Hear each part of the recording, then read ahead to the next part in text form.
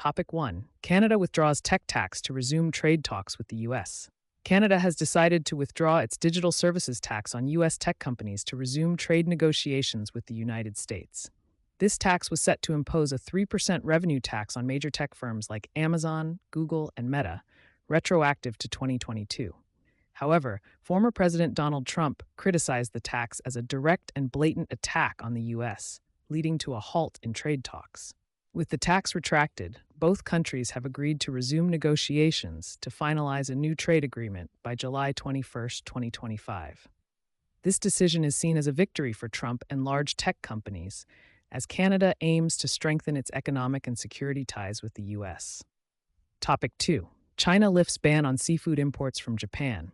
China has lifted its ban on seafood imports from Japan, which was imposed in August 2023 due to concerns over radioactive wastewater from the Fukushima nuclear plant. This decision comes nearly 2 years after the ban and is part of efforts to improve relations between China and Japan amid economic uncertainties. Japan has allowed China to collect wastewater samples for testing, which showed no abnormalities. However, the ban on seafood from Fukushima and 9 other prefectures remains in place. Japanese seafood exporters must re-register with China, and all imports will require health certificates and proof of radiation testing. The Japanese government plans to continue pushing for the lifting of export bans on the remaining prefectures. Topic 3. Senate GOP tax bill proposes largest reduction to U.S. safety net in decades. The Senate GOP's tax bill proposes the largest reduction to the U.S. safety net in decades. The bill is expected to cost over $3 trillion over the next 10 years, significantly cutting spending on Medicaid and the Supplemental Nutrition Assistance Program, SNAP, to offset some costs. Medicaid is projected to be cut by about 18% and SNAP by around 20%, potentially leaving millions of low-income individuals without benefits.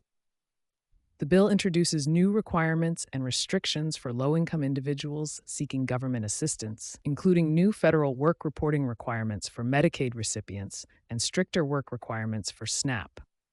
These changes could have a significant impact on rural hospitals and low-income populations, with Republicans arguing that they are necessary to curb rising costs in safety net programs. However, these cuts may provoke political backlash, with some GOP members expressing concern over the negative effects on rural hospitals. Topic 4. Nvidia insiders sell $1 billion in stock. Nvidia insiders have sold over $1 billion in stock over the past year, with approximately $500 million worth of shares sold in the last month as the stock reached an all-time high. This selling coincides with a surge in investor interest in artificial intelligence. CEO Jensen Huang began selling shares for the first time since September, following a pre-planned schedule. Nvidia's stock has risen significantly, riding the wave of AI hype, reclaiming its position as one of the world's most valuable companies. Nvidia declined to comment on the report. Topic 5. Moderna reports positive trial results for flu vaccine. Moderna announced that its experimental mRNA-based flu vaccine generates a stronger immune response than currently available vaccines. This positive data paves the way for Moderna to seek approval for its flu vaccine, mRNA-1010. After voluntarily withdrawing its application for a combined flu and COVID-19 vaccine, Moderna plans to reapply based on Phase 3 trial data for the flu vaccine.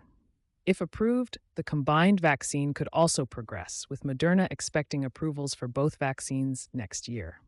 The flu vaccine was found to be 26.6% more effective than competing vaccines in a Phase 3 trial involving over 40,000 adults aged 50 and older, and 27.4% more effective in those aged 65 and older. Moderna's CEO stated that these results represent a significant milestone in reducing the burden of